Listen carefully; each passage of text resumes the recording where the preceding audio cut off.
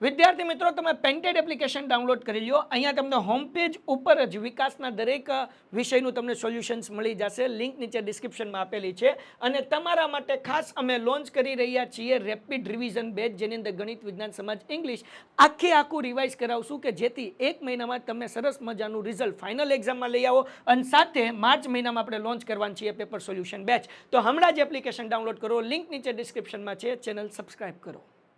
Hello, કેમ છો dear student? સ્વાગત કરું છું તમારું પેન્ટેડ લર્નિંગમાં.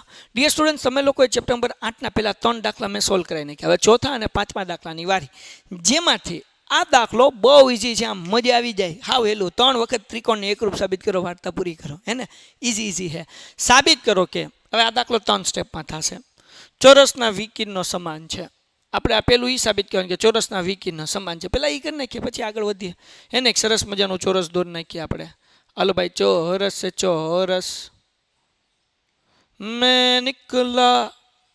ચોરસ જેવું લાગે છે? ના, લંબચોરસ લાગે છે કા? હાલો ભાઈ આને આમ થોડુંક આમ જોવું પડે તો આમ મજા આવે. હું ચોરસ જેવું લાગે ને તો આમ જામો પડે. લાગે છે થોડુંક? હાલ છે એટલું. હે ને? આપણે ચોરસ છે એવું સમજી લ્યો ને. આ એ, આ બી, આ સી, આ ડી અને આના વિકર્ણ એ સી બીડી. આ બે વિકર્ણ હરખા છે એવું આપણે સાબિત કરવાનું. કરી નાખીએ ને.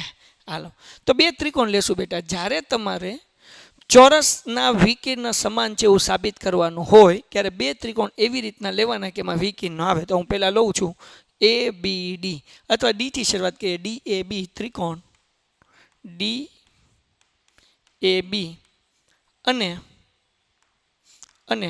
તો અહીંયા ડીથી શરૂઆત કરો તો સામેથી કરો સી બી એ અને ત્રિકોણ સી બી એ માટે. હા, બંને ત્રિકોણને એકરૂપ સાબિત કરવાના. કઈ રીતે કરવાના આપણને ખબર છે. ડી એ બરાબર સી બી અથવા એ ડી બરાબર બી સી. હે ને? એ ડી બરાબર બી સી. કેમ? તો કે ચોરસની બાજુ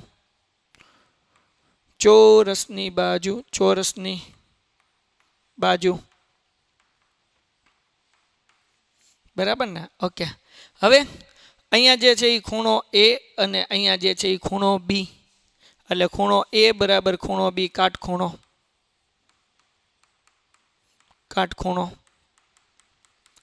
ઓકે. હવે સામાન્ય બાજુ શું છે? એ બી. તો એ બી બરાબર એ બી સામાન્ય બાજુ.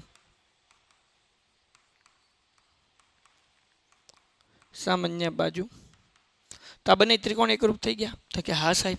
તો કયા નિયમથી થયા? બે બાજુની વચ્ચે ખૂણો એટલે બાખુબા નિયમથી. તો ત્રિકોણ ડી એ બી એકરૂપ ત્રિકોણ સી બી એ બાખુબા. બરાબર. તો આપણે લખી શકીએ કે એસી, અથવા તો પહેલાં આપણે લખીએ ત્રિકોણ ડીબી બરાબર સી એ અથવા એસી. અહીંયા ડીથી શરૂઆત કરી, ડીબી તો અમે સીધી કરવાનું સી એ. બરાબર ને? સીપીસીટી. લ્યો ભાઈ, આ પેલું સાબિત થઈ ગયું કે વિકર્ણ સમાન હોય છે. તેથી આપણે લખીએ, તેથી સાબિત થાય છે કે વિકર્ણ સમાન છે. 3 વસ્તુ સાબિત કરવાની છે, નાની. એમાંથી પહેલી વસ્તુ સાબિત થઈ ગઈ. વિકર્ણ કેવા છે? સમાન. ઓકે. બીજું શું સાબિત કરવાનું છે? એકબીજાને કાટખૂણે દુભાગે. તો અહીંયા બે વસ્તુ છે, એક કાટખૂણે અને એક દુભાગે. તો પેલા દુભાગે એવું સાબિત કરી નાખીએ. દુભાગે એટલે શું? તો કે અહીંયા આપણે એક વચ્ચે લઈ લઈએ ઓ. ઓથી એનું અંતર ને ઓથી સીનું અંતર, ઓથી ડીનું અંતર ને ઓથી બીનું અંતર સરખું છે. તો જ્યારે દુભાગે એવું આપણે સાબિત કરવાનું હોય ને, ત્યારે સામસામેના ત્રિકોણ લેવાના બેટા. કયા ત્રિકોણ લેવાના? સામસામેના. યાદ રાખજો, એ ચોરસ હોય કે લંબચોરસ હોય, દુભાગે એવું સાબિત કરવું છે એટલે સામસામેના ત્રિકોણ લેવાના. તો ત્રિકોણ નામ લીધું એ ઓ બી અને ડી ઓ સી. બરાબર ને? એ ઓ બી ત્રિકોણ એ ઓ બી અને ત્રિકોણ ડી નથી લખવાનો, ધ્યાન રાખજો. એની સામે કોણ છે? સી. તો સી થી લખવાનું સી ઓ ડી. બરાબર ને? C O D. ત્રિકોણ સી ઓ ડી માટે. ઓકે. હવે આ બંને ત્રિકોણ આપણે કેવી રીતના સાબિત કરશું? તો ઘણી બધી રીતે કરી શકાય, જેમાંથી એક હું તમને હિન્ટ આપું, ખુખુબાના નિયમથી. કેમ? તો એક તો આ ભિકોણ છે એટલે એ હરખો હોય. બીજું આ ઝેડ બને છે એટલે તમે એક ઝેડ લઈ શકો. અને AB અને DC બે હરખું હોય, કારણ કે ચોરસની ચારે બાજુ હરખી હોય, એટલે ખુખુબાની રીતે કરી શકો. બીજું ખૂબાખુઈ કરી શકાય. ખૂબાખું કેમ? તો કે ભાઈ અભિકોણ ન લઈએ આપણે, એક આમ સીધો ઝેડ લઈએ અને એક આમ ઊંધો ઝેડ લઈએ, એટલે બે અંતયુગ્મ કોણ લઈ લઈએ અને શું કહેવાય કે એક બાજુ લઈ લો, એટલે બે ખૂણાની વચ્ચે બાજુ, એટલે ખૂબાખુઈ હાલે. તો તમે બે રીતે કરી શકો, ખૂબાખુઈ કરી શકો અને ખુખુબાઈ કરી શકો. તમને મન થાય કરો, એક ખોટું નહીં પડે, હે ને. અહીંયા હું તમને ખૂબાખું કરાવું છું, બરાબર ને? ઓકે. હવે તમે કદાચ વચ્ચે અભિકોણ લઈને ખૂ હા સાહેબ ખૂ કરીએ, કાંઈ ખૂ ન થાય, હે ને. ક્યાં ખૂ બા આવે, ક્યાં ખૂ આવે. ડન છે? ઓકે. તો હું અહીંયા તમને ચલો ખૂબા જ કરાવી નાખું, કારણ કે અભિકોણ તમને વધારે મગજમાં આવશે. અંતયુગ્મ કોણમાં હજી છોકરાઓને ઘણી વખત ગોતવામાં ડખા થાય, એટલે દીકરાઓ અહીંયા હું ખૂબાની રીતે કરાવું છું. ઓકે, ખૂબા કરી નાખીએ. ડન છે બકુડાઓ? ડન છે. તો જો આ બે સામસામેના ખૂણા હરખા થાય. ખૂણો AOB અને COD, અંતયુગ્મ કોણ AOB અને COD શું આવશે? અંતયુગ્મ કોણ, અંતયુગ્મ કોણ. હાલો ડન. AOD અને COD બે.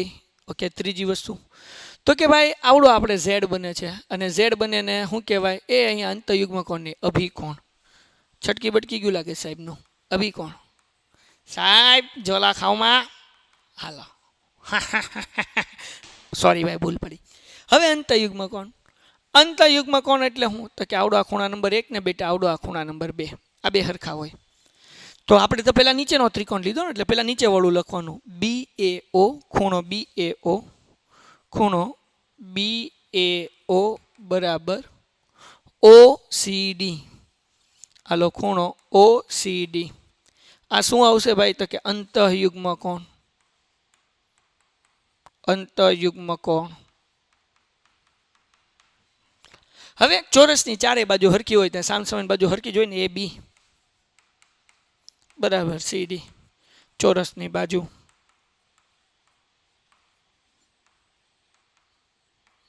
ડન. તો બે ત્રિકોણ એકરૂપ થઈ ગયા. ત્રિકોણ AOB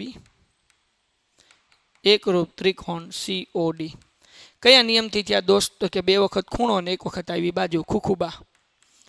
હવે આ બંને ત્રિકોણ હરખા છે, એટલે સિમ્પ્લિસિટીથી તમે કહી શકો OA અને OC, OA બરાબર OC, અને હારવાર તમે કહી શકો OB, પહેલાં નીચેનું લેવાનું પછી OB અને OD. અહીંયા આપણે લખી નાખીએ CPCT, અહીંયા આપણે કરી નાખીએ CPCT. ડન. તો એનો મતલબ શું થાય? તો કે ભાઈ ચોરસના વિકિરણનો દુભાગે છે. મતલબ શું થાય? ચોરસના વિકિરણો દુભાગે છે. ચોરસના વિકિરણો દુભાગે છે. ઓકે, થઈ ગયું. કેટલી જગ્યા વધી ભાઈ? એટલે આપણને ખબર પડે. ભાઈ 40% થઈ જાય. હા, તો હવે એક કામ કરું છું ને, આને હું આમ લઈ લઉં થોડુંક સાઈડમાં. પીપ. ઓકે. હવે બીજું આપણે શું સાબિત કરવું છે? તો કે બીજું આપણે એવું સાબિત કરવું છે कि काटखूणे दुभागे. काटखूणे दुभागे का मतलब क्या होता है? उसका मतलब ये होता है मेरे दोस्त, અહીંયા આપણે કરી નાખીએ O. એનો મતલબ એવો થાય કે અહીંયા કાટખૂણો છે.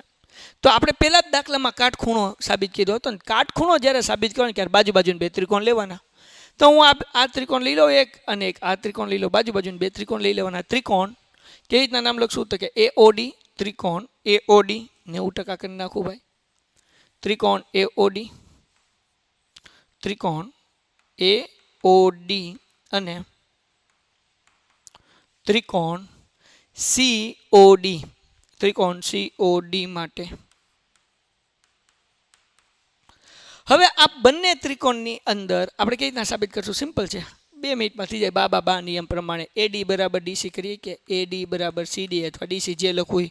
ચોરસની બાજુ સરખી હોય, ચોરસની બાજુ. ડન દોસ્ત? કે હા સાહેબ. આ બેમાં સામાન્ય શું છે બેટા? DO છે. આ બે ત્રિકોણમાં આવે ને DO, તો અહીંયા લખીએ DO is equals to DO.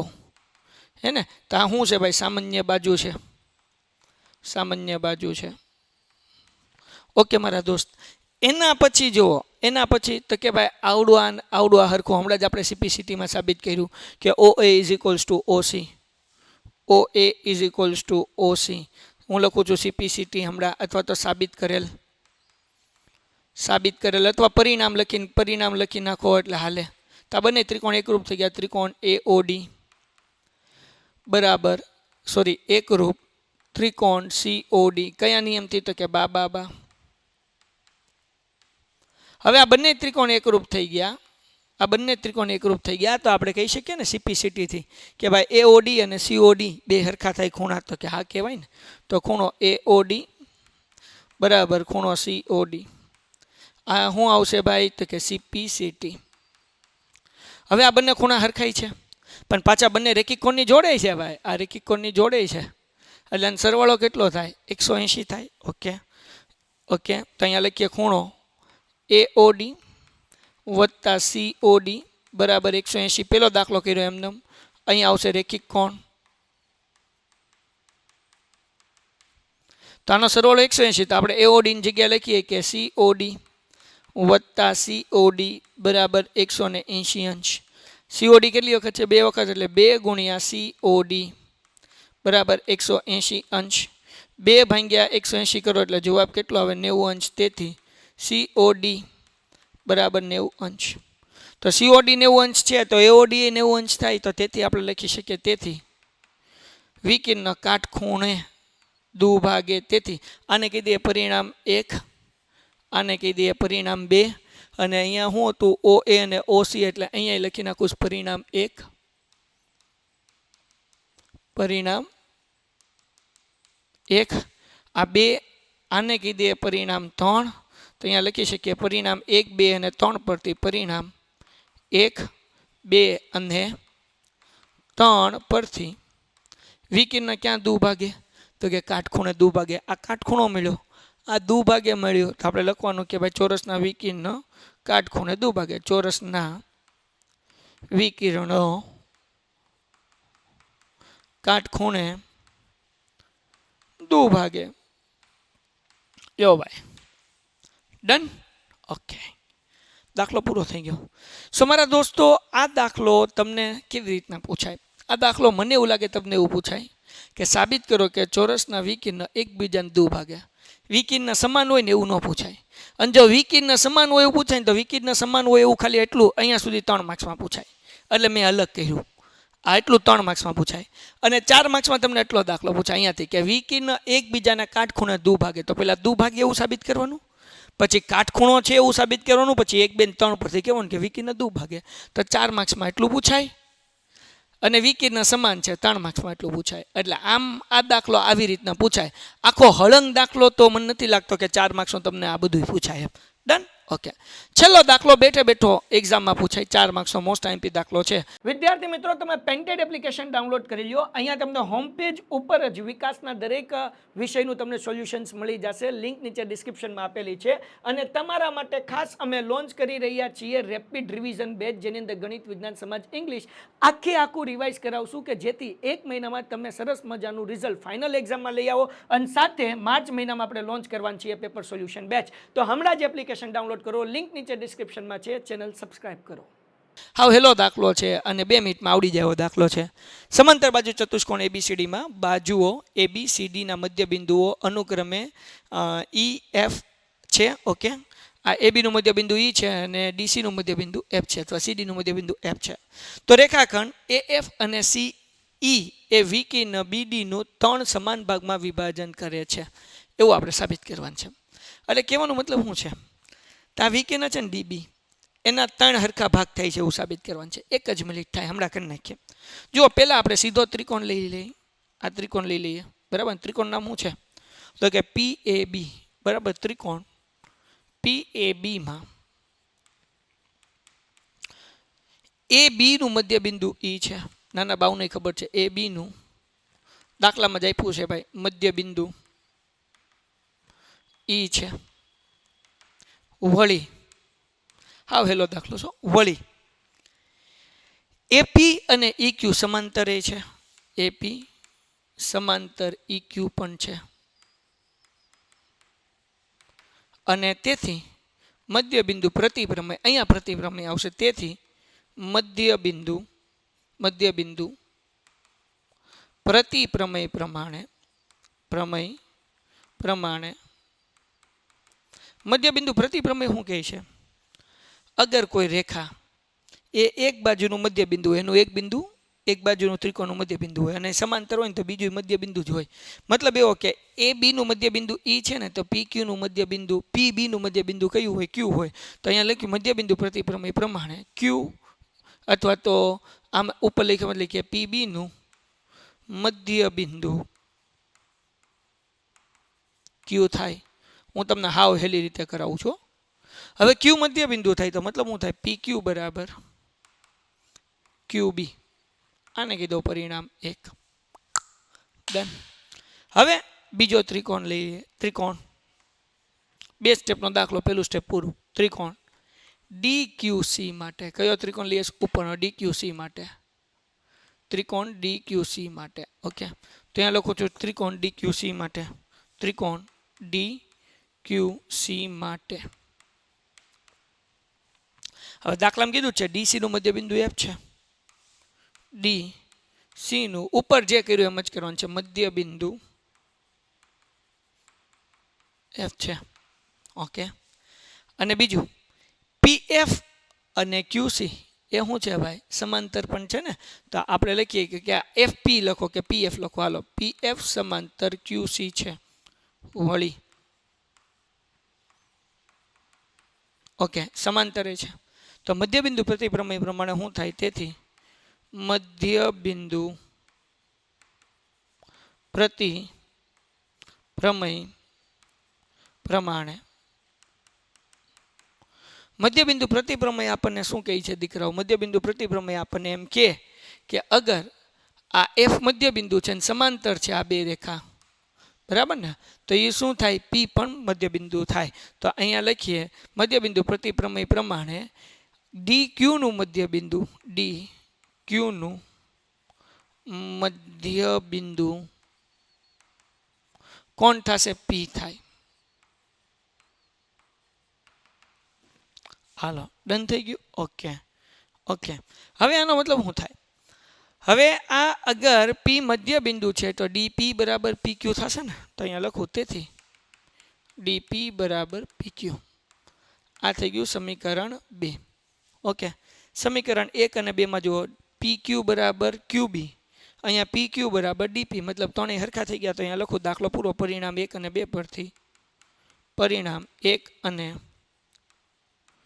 2 પરથી શું લખી શકીએ? તો કે ભાઈ PQ બરાબર QB, અથવા તો અહીંયાથી શરૂઆત કરીએ તો અહીંયાથી કરાય DP બરાબર PQ અને PQ બરાબર QB. હે ને? તો જો આ DP બરાબર PQ અને QB આવી ગયું. ત્રણેય બાજુ સમાન છે અને નીચે લખી નાખવાનું. તેથી સાબિત થાય છે. વાર્તા પૂરી થઈ ગઈ. આ 4 માર્ક્સનો મોસ્ટ IMP દાખલો. આ દાખલો તમને પૂછાય. ડન છે દીકરાઓ? તો અહીંયા આપણું ચેપ્ટર નંબર 8ના 5 દાખલા પૂરા થાય છે. આના પછી આવશે ચેપ્ટર નંબર 9 અને પછી ચેપ્ટર નંબર 12. તો મળીએ છીએ લાઈવ લેક્ચરમાં. ત્યાં સુધી મુંજા હું લેવા, હે ને? મજા કરીશું, જોરદાર જબરદસ્ત ઝક્કાસ આનંદ કરીશું અને મસ્ત મજાની 9મા ધોરણની તૈયારી કરીને ધોરણ 10નો આટલો મસ્ત મજાનો પાયો મજબૂત કરશું કે મજા આવી જાય. અને જો હજુ સુધી તમે પેન્ટેડ એપ્લિકેશન ડાઉનલોડ ન કરી તો કરી લો. ધોરણ 9 ના લાઈવ લેક્ચર પેન્ટેડ એપ્લિકેશનમાં બિલકુલ ફ્રી છે. જો ધોરણ 10માં જોઈન થાવ છો તો. ધોરણ 9માં અત્યારે રેપિડ રિવિઝન બેચ ચાલે છે, પછી પેપર સોલ્યુશન બેચ આવશે, બિલકુલ ફ્રી. મજા કરો, હે ને? મળીએ છીએ નેક્સ્ટ વિડીયોમાં. ત્યાં સુધી ગુડ બાય એન્ડ ધન્યવાદ. Painted Painless Learning.